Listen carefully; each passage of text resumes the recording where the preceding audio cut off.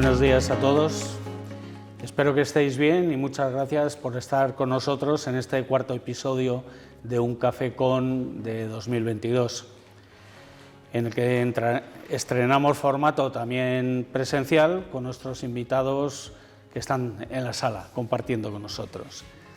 Esta iniciativa, impulsada por la Delegación en Madrid de la Asociación Española de Ingenieros de Telecomunicación, AID Madrid, tiene como objeto tratar temas de actualidad, de interés, a través de la experiencia, el liderazgo y el ejemplo de nuestros invitados e invitadas. En nuestro café de hoy trataremos de los servicios financieros y en particular de los de gestión del patrimonio, tan necesarios para alcanzar y gozar una buena salud financiera a lo largo de nuestras vidas. Y como nos corresponde en este encuentro, con la vista puesta a través de las TIC. Trataremos de responder a preguntas como ¿cómo se estructura este sector? ¿Por qué es tan intensivo en el uso de las TIC? ¿Cómo definir el momento actual de incertidumbre? ¿Y qué estrategias cabrían poner en marcha hoy? Para ello, hoy contamos con alguien que lidera desde hace más de 15 años uno de los proyectos más innovadores en gestión de patrimonios, dirigido inicialmente a empresarios tecnológicos y posteriormente a todo tipo de perfiles. Damos la bienvenida a nuestro invitado Enrique Valle-Baller. Buenos días, Enrique. Buenos días. Muchas gracias, Víctor, por invitarme a tu café. Estupendo. Muchas gracias a ti por aceptar esta invitación en esta tu casa de Un Café Con. Así que vamos a por el café. Muchas gracias.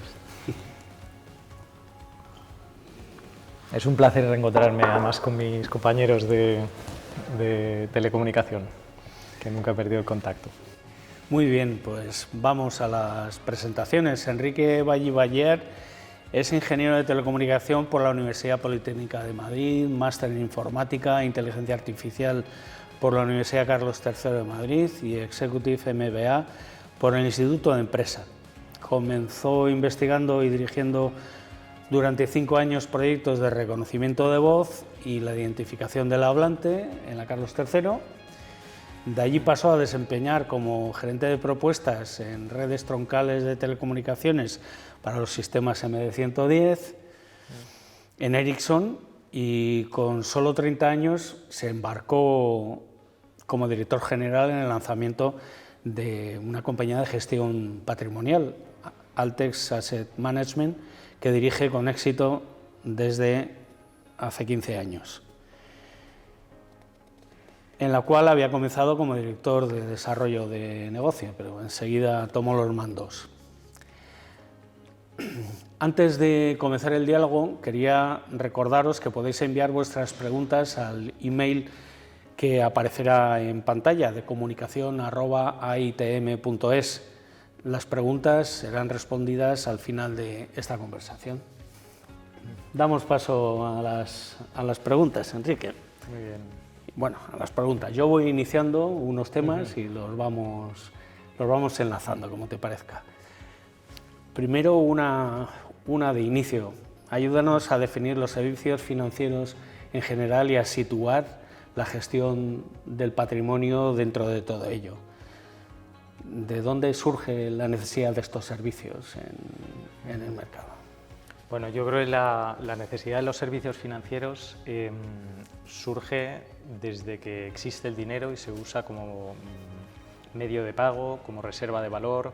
Una vez que el dinero empieza a ser una entidad útil para hacer cosas, para construir proyectos, para crear riqueza, para construir un ahorro, entonces necesita de servicios desde los que ofrecen los bancos, como por ejemplo puede ser o facilitar el medio de pago, o custodiar el efectivo o valores, o dar crédito, que es lo básico que necesitamos en todas familias y empresas, a lo que hacen gestoras de inversión, que es ya la parte en la que intentas que ese dinero produzca rentabilidad, porque igual que antes acumulaba cosecha para futuro, Pues ahora mismo que el ahorro lo tenemos en forma de dinero, si queremos que ese ahorro nos dé un bienestar futuro, pues necesitamos que produzca a lo largo del tiempo. Si no, bueno, ya hablaremos más adelante, que si la inflación lo erosiona, tal. Pero entonces hay multitud de servicios que dan, desde los bancos, gestoras de inversión, empresas de asesoramiento, aseguradoras, que también es un servicio muy útil tanto para asegurar el valor económico de un bien, como por ejemplo la vertiente de planificación patrimonial y de sucesiones que puedes a través de Unit-Link. Hay multitud de servicios que se pueden encontrar en el sector financiero y cada parte tiene su necesidad y su solución. Muy bien, y todo esto, como tenemos que tratar de las TIC en estos cafés, ¿qué características tienen estos negocios, el negocio en sí y las operaciones de los mismos, que estén por el que estén tan presentes las TIC? ¿Esto es un negocio mayormente digital? Es ya casi 100% digital, me atrevería a decir. Todavía se hacen transacciones manuales, todavía es verdad que hay un volumen de negocio importante que va a oficinas y demás, pero hoy si preguntas a los jóvenes ni se plantean ir a una oficina bancaria, a una sucursal bancaria. Lo quieren todo digital, la relación con el cliente es digital, la relación con los proveedores es digital, la operativa del día a día, el intercambio de los pagos es digital. La gestión, gran parte de ella, la compraventa de valores es digital. El corretaje que antes hacía con boletas y tal, ahora es digital. Entonces, realmente, una empresa de servicios financieros no se puede plantear desde un punto de vista analógico o sobre el papel. Se tiene que plantear hoy en día desde el punto de vista, en nuestro caso, que es una gestora de inversión, que permítame que te matice el proyecto lo fundó Carlos Dexeus y lo lideró Carlos Dexeus hasta que luego me nombró a mí, pero no me quiero atribuir yo el mérito de fundar el proyecto y liderarlo, sobre todo en los comienzos, porque a él le debo mucho todo lo que me ha enseñado y toda la trayectoria que hemos conseguido hacer juntos para hacer esta gestora. Muy bien, pues hemos comenzado ya hablando de un poco de tu experiencia. Tienes 30 años, te has decidido hacer un MBA, estás metido en las redes troncales de las telecos y haciendo investigaciones en reconocimiento de voz y todas estas cosas que se hacen en las escuelas, y de repente te vas a un proyecto puramente financiero, completamente financiero. ¿Te movió alguna motivación de partida o fuiste atraído por alguna oferta que no pudiste rechazar? Lo cierto es que me costó cogerlo, porque me da un poco de vértigo. Efectivamente, la carrera de teleco, como todos sabemos, es muy difícil, cuesta sacarla. Y luego ya desarrollar una carrera en telecomunicación pues requiere mucho esfuerzo y mucho aprendizaje.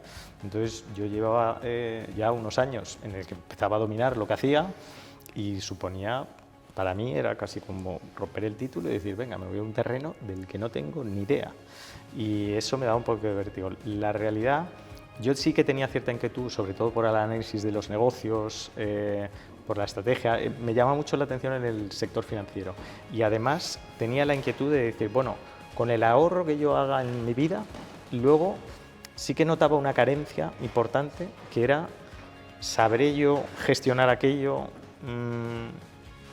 ¿Seré capaz de hacer, cómo adquiero yo esa competencia? Y eso es una de las razones que me motivó a coger el salto. Nos presentó a Carlos y a mí un compañero del máster, precisamente, Manuel Gómez del Río, y bueno, él era exdirectivo de HSBC, nos conocimos en el máster, él me conoció a mí, sabía perfectamente que yo no era de ese sector, pero nos presentó.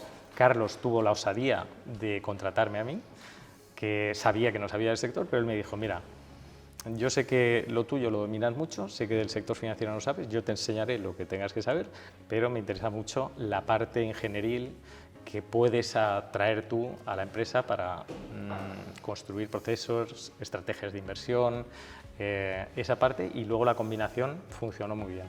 Pero fue más el reto profesional y la inquietud que una oferta concreta. De hecho, yo casi para mí era un riesgo económico hacerlo. Era un riesgo porque decía, bueno, yo no sé dónde voy a acabar si esto no funciona. Entré en 2007 y al año siguiente vino 2008. O sea, imagínate el comienzo. Es verdad que en Ericsson entré en 2000, en el año 2000, y luego en 2001, 2002 ya sabemos lo que vino. Tengo prometido que si alguna vez me vuelvo a cambiar de sector, avisaré a mis amigos. Sí, porque en este mundo en el cual aterrizas, el mundo de las finanzas era muy de conocimientos adquiridos por la Facultad de Economía, donde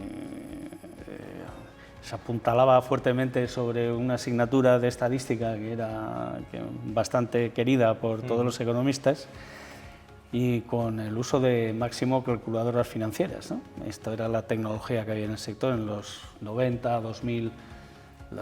Se hacen enormes inversiones en tecnología en este sector, pero es en la crisis del 2008 en la cual te incorporas que hay una nueva regulación intervencionista de la Reserva Federal Americana que produce un antes y un después en esta irrupción tecnológica. ¿Qué características de negocio se vieron afectadas con esta irrupción? ¿Cómo cambiaron los procesos, la toma de decisiones de los agentes del mercado? Bueno, hubo un caso que además sí que vimos muy de cerca, porque durante 2008, que era una crisis espantosa, en la que realmente llegábamos a dudar de si realmente el mundo se deshacía, porque si el sistema bancario se deshace, o sea, nada funciona. Entonces, realmente ahí sí que llegamos a ver un pánico que, por ejemplo, ahora que estamos en una crisis importante y hemos pasado el COVID y ahora viene la inflación, por ponerlo en contexto, es muy diferente. O sea, en términos relativos, nada tiene que ver esta crisis con la magnitud de la crisis de 2008 era descomunal. En 2008 hubo una caída que además se prolongó durante mucho tiempo. Hubo unos sistemas que funcionaron fantásticos, ganaron muchísimo dinero en 2008, que eran precisamente algoritmos que seguían tendencias. Entonces, había unos sistemas de gestión que consistían en identificar cuál es la tendencia del activo, da igual que fuera divisa, materias primas, acciones, índices, renta, bonos. Identificaban tendencias y una vez que se apuntaban a una tendencia, pum, pum, pum, seguían al alza o a la baja. Entonces destacaron mucho porque en 2008, cuando se pusieron tendencias bajistas, es muy difícil para los gestores tradicionales apuntarse a una tendencia bajista. Estos sistemas ganaron fortunas en la caída de 2008. ¿Qué pasó a raíz de las intervenciones de la Reserva Federal? Que después de ya ponerse de acuerdo en que tenían que salvar la economía y cómo lo iban a hacer, pues empezaron a actuar y cada vez que había una crisis, ¡pumba!, intervenían en la economía, imprimían más papel, intervenían los mercados financieros y esa tendencia bajista que se había iniciado, ¡pumba!, se revertía. Entonces esos sistemas que lo hicieron muy bien durante la crisis de 2008, a partir de 2012, 2013, 2015, cada vez que había una crisis, ¡pumba!, luego volvía. Entonces esas tendencias ya no permanecían tanto tiempo. Y entonces empezaban en mercados que aparentemente eran bajistas, empezaban ganando y luego lo perdían todo. Empezaban ganando y lo perdían todo. Y así empezaron a descomponerse ciertos sistemas que han tenido que evolucionar y ahora se han adaptado a la nueva realidad, que es la intervención, yo creo que sin límites, de los bancos centrales, que por un lado tiene los efectos como los que estamos viviendo ahora, de excesos, pero es verdad que en el COVID vino muy bien. ¿Y qué tecnologías crees que fueron más claves en estos mecanismos?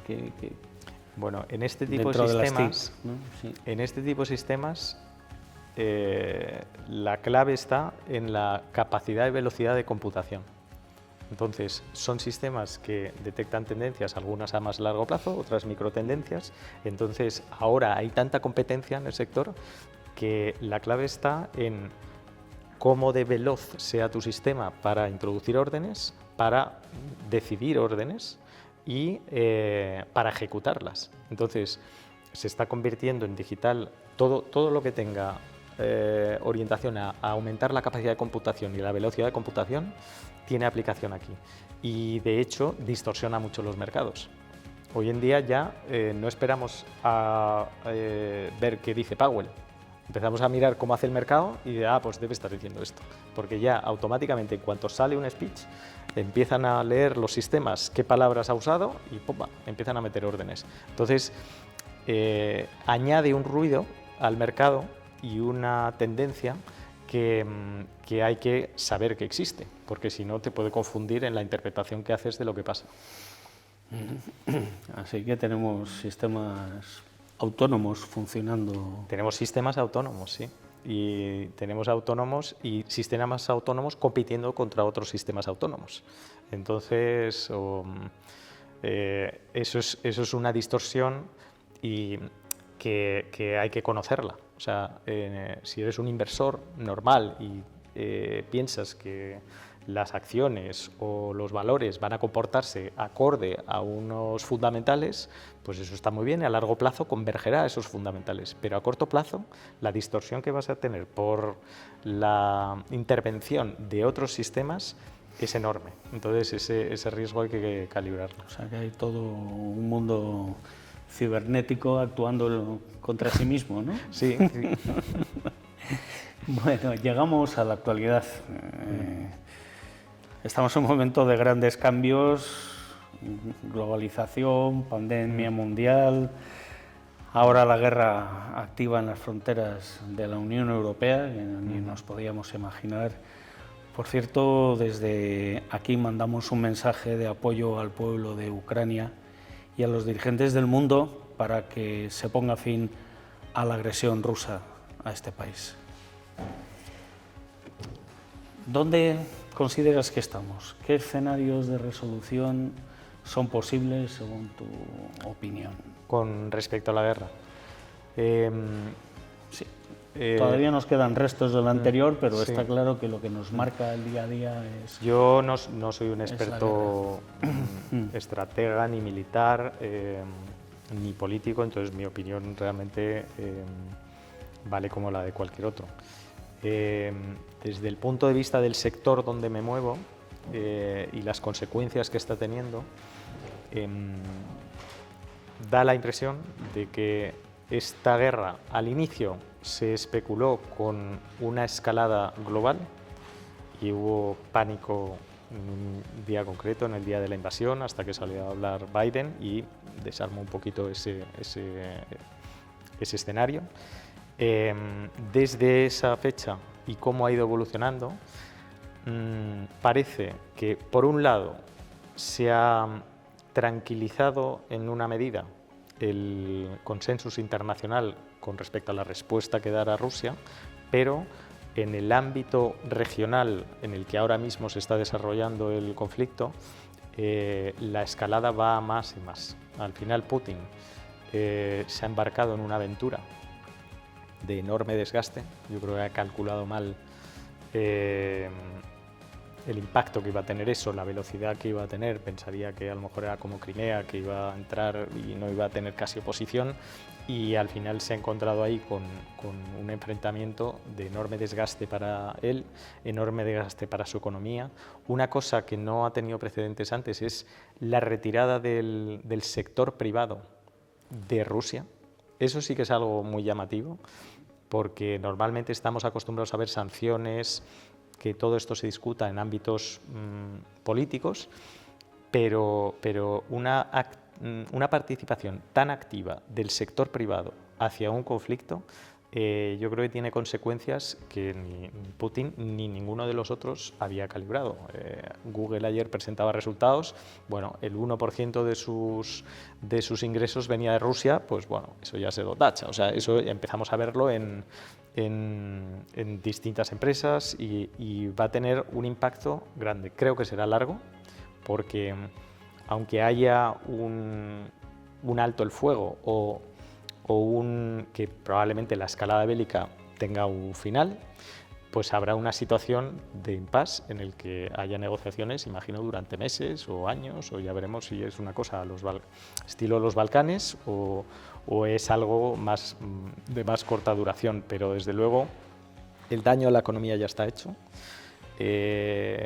Probablemente provoque, si no lo está ya, en una recesión en Europa, y veremos cuánto se extiende el conflicto y a qué ámbitos, y esperemos que no escale a un conflicto militar como el que no esperábamos ninguno ni estamos acostumbrados, que realmente parece que vivimos desde la Segunda Guerra Mundial en una especie de no paz, porque ha habido muchos conflictos y muchas guerras, pero sí al menos en el que, al menos en Europa, no veíamos agredido un país de esta manera tan violentamente y tan contra la comunidad internacional. Es preocupante.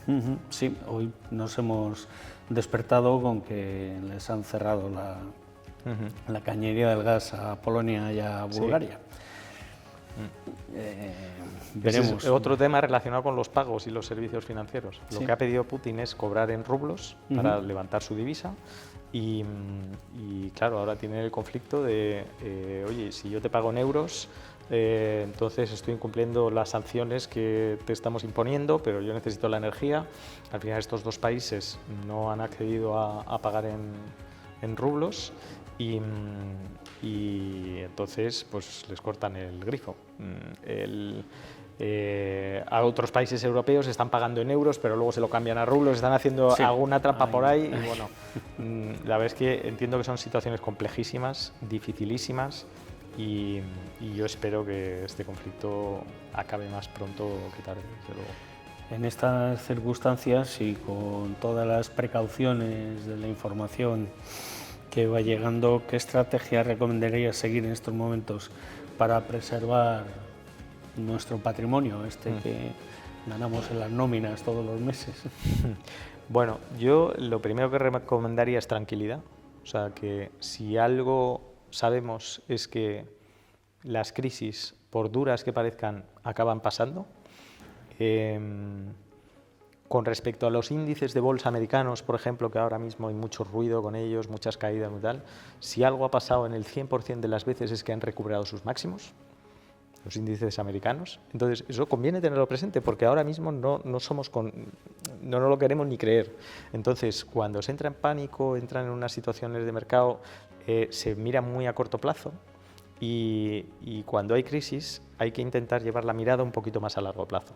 Entonces, primero hay que definir el objetivo. Si quieres conservar intacto tu patrimonio de aquí a 3 meses, yo recomendaría caja, nada más, de aquí a 3 meses. Ahora, si estás hablando de patrimonio a años vista, entonces probablemente durante este año estamos viendo ya unas correcciones en los precios muy exageradas por la situación que estamos viviendo, que desde luego dan oportunidad de compra, asumiendo una volatilidad alta que vamos a vivir en los próximos meses, pero da una oportunidad de compra de determinados activos fantásticos que ahora mismo están cayendo, que a medio plazo darán unas muy buenas rentabilidades. Y para esto tenemos los titulares de prensa, las redes sociales, para estar bien informados sobre ello. ¿Qué papel puede jugar todo esto en nuestra toma de decisiones? Si te digo la verdad, cuanto menos información recojas de redes, de tal, mejor. Durante el COVID, nosotros tenemos un cliente que es doctor y nos informaba puntualmente de toda la evolución del COVID sin ruido mediático. Y fue una ayuda enorme, enorme. Y lo he vivido en todas las crisis. Al final, lo que percibes por ahí y el miedo que te transmite, lo que lees, es muy mal consejero para las decisiones que tienes que tomar. Así que mejor asesores de defensa y militares ahora. Bueno, no sé si asesores de defensa o militares, depende de lo que busque cada uno. Sí, analistas militares o ver la información un poquito desde el punto de vista más pragmático. O sea, si yo quiero ver la tensión, por ejemplo, que hay en Rusia, nos lo comenta un analista de la casa, dice, oye, vamos a mirar el zloty polaco, la divisa polaca. Vamos a ver cómo cotiza el mercado la probabilidad de que Rusia invada Polonia. Pues si se desploma su divisa, pues la probabilidad es cada vez más alta. Si no se desploma, pues es más baja. Nosotros tendemos a mirar esos elementos que te ofrecen una visión un poquito más objetiva del miedo que se produce en el mercado o no. Y así tomamos decisiones, más que por una visión, una decisión, una noticia o algo así. Muy bien, muy interesante. Pues muchas gracias, Enrique. Hemos resuelto este primer bloque. Damos paso a la redacción, que ha estado recibiendo preguntas de nuestros seguidores. Hola, hola Enrique. Hola, Víctor. Muchas gracias a todos por acompañarnos. Y muchísimas gracias también a todas las personas que nos habéis enviado diferentes preguntas que te vamos a lanzar a continuación. Esperamos que nos dé tiempo a todos, que te dé principalmente tiempo a responderlas, sino lo que haremos es que intentaremos contestarlas de manera offline, luego a cada uno a su email de contacto. Pues nada, una de las preguntas que nos han hecho es sobre los criptoactivos. ¿Son una buena alternativa de inversión? ¿Son seguros, fiables? Bueno, seguros, yo creo que son tan seguros como lo eran las compañías.com en el año 99 y 2000. Tienen ese nivel de seguridad. Es decir, es una tecnología que claramente está para quedarse, pero que desconocemos todavía el uso y el valor que se le puede sacar a eso a niveles muy profundos. Entonces, realmente ahora mismo la inversión que se está produciendo ahí es una inversión como la que se hace en startups. Es un proyecto, una idea, algo que va a evolucionar, que no sabes por dónde va a evolucionar, que tú puedes invertir una parte muy comedida de tu patrimonio, muy comedida, porque es algo que puede acabar en cero. Entonces, como los proyectos de Internet en su día, unos fueron fantásticos, otros se fueron a cero. Pues eso pasa con los criptoactivos ahora y con las criptodivisas. Es una tecnología en evolución que a mí me parece muy interesante. Creo que va a revolucionar industrias como la financiera y yo creo que hay que conocerla y estar presente cuanto antes. Ahora, yo recomendaría acercarse a eso desde la prudencia. O sea, es una experiencia. Yo sí que recomiendo a todo el mundo invertir en algo que se salga un poco de su zona de confort y que asuman ese riesgo, pero en una cantidad muy limitada y que puedan sumar, que puedan perderlo 100% y que no les asuste la volatilidad. Porque ahí, si en los mercados financieros hay volatilidad, en los criptoactivos ya es descomunal. Muchas gracias. Otra de las preguntas que nos están realizando es sobre la cultura financiera que tenemos los españoles. Hasta ahora hemos sido como muy de comprar un piso, invertir en renta fija. Eso también está un poco unido como a lo mejor a la diferencia cultural que tenemos respecto a otros países de no tener como asesores patrimoniales. ¿Qué opinión te parece todo esto? Sí, es verdad, es llamativo, por ejemplo, en España el porcentaje tan alto que se dedica del patrimonio a la inversión en inmobiliario. Yo creo que eso viene fomentado por varias razones sociológicas. Una, que aquí hemos vivido una guerra civil en la que se destruyeron negocios y desaparecieron negocios y lo que quedaron son las casas. Entonces, a la gente le da seguridad. Otra es que se ha incentivado desde el sector público la compra de casas hasta niveles insospechados, es decir, a ti te dan dinero para que compres una casa, no te prestan dinero para que compres Microsoft. Entonces, de hecho, bueno, alguna empresa española sí, los bancos están incentivados a dar préstamo para las empresas españolas, pero muy limitadito. Lo que se fomenta es la compra de casas. Entonces eso tiene unas consecuencias que es, primero, estás muy apalancado y muy concentrado en un activo y muy poco invertido en otros activos que te diversifican y que además permiten que tu crecimiento patrimonial sea más acorde al resto del mundo. porque la ventaja que tiene el mundo financiero es que nosotros, desde aquí, desde España, podemos invertir en las mejores empresas del mundo. Exactamente igual que hace un americano, que hace un inglés, que hace un alemán. Entonces, eso es una ventaja que tenemos que aprovechar. Y entonces, si algo se ha quedado atrás Europa, es que ha perdido un poquito el tren de todas estas empresas tecnológicas que al final han nacido, crecido en Estados Unidos, y se ha desarrollado mucho más el mercado americano por ese tipo de innovación. Bueno, que no han surgido aquí o no se han desarrollado aquí, bueno, para el inversor europeo lo tiene tan fácil como comprarlas. Entonces, es un mercado que hay que conocer y nos da muchísima flexibilidad. Yo creo que la cultura financiera es algo que se tenía que imprimir desde el colegio. Desgraciadamente, cuando vas a perfiles superiores, te das cuenta de que los que están en el mundo financiero o son porque la familia ya estaba en algo relacionado con el mundo financiero, o porque alguien fuera del circuito normal les ha enseñado, o porque ha tenido una inquietud especial y entonces ha removido cielo y tierra para acabar entrando ahí. Pero no es fácil llegar a ese mundo si no es el mundo regulado, y luego lo necesitamos para todo. Lo hemos visto con las hipotecas, el follón que ha habido, que hay poca cultura a nivel general para defenderse en el mundo financiero, y es algo que es vital. O sea, al final yo siempre pienso que muchas veces después de la salud, que es el activo más importante que la gente busca, lo que te permite luego desarrollar tus sueños, tus proyectos, dar una herencia, es una correcta planificación patrimonial. Entonces, si no la tienes tú, la tienes que buscar a través de algún experto financiero o asesor. Entonces, eso está desarrollándose mucho ahora en España, pero es que en el sector en Estados Unidos todo el mundo tiene su asesor de cabecera. Eso es impensable que no lo tengas. Entonces, eso es algo que tiene que llegar aquí. Tiene que llegar y llegará, espero. Muchas gracias. Tenemos una última pregunta que nos están preguntando también, que tal y como indicabas, la tecnología tiene una influencia tremenda en la presentación de los servicios financieros. ¿Hasta qué punto es necesaria hoy en día la utilización de la inteligencia artificial para este sector? ¿Nos puedes indicar algún ejemplo? Está cobrando cada vez una importancia mayor. Y de hecho, yo diría, ya que estamos en el foro de ingenieros, el papel de la innovación de los ingenieros de telecomunicación, el impacto que tiene eso en el mundo financiero es descomunal. O sea, muchas veces las innovaciones desde el mundo ingenieril a veces se pierde un poco la pista del impacto que tiene en otros sectores.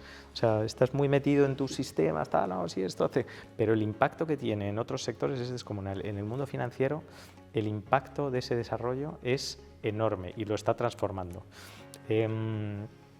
Por ejemplo, innovaciones desde el punto de vista de la inteligencia artificial, cada vez hay más sistemas que van incorporando nuevos datos de multitud de información. Entonces, como se trata de tomar decisiones y cada vez más rápido, porque como los precios se mueven en una dirección, cuanto antes entres, pues más ganancia tienes. En esa competencia brutal dices, cuanto antes sea yo capaz de analizar la información que se desprende de actas de la Reserva Federal, de los informes que emiten las empresas, de los resultados que, pues realmente en cuanto sacan un resultado, cada vez hay más sistemas incorporando esos datos, aprendiendo, entrenando modelos que luego son capaces de tomar decisiones en base a los nuevos datos que van entrando. Ya hay fondos dedicados a eso, con esa base de sistema. Entonces, es una cosa que hay que conocerla y te distorsiona al final lo que luego ves. Dices, oye, ¿esto por qué sube, baja, tal? Y luego te das cuenta que hay cosas incorporándose que si no sabes que existen, pues realmente llegas a la conclusión de no entiendo nada de lo que pasa.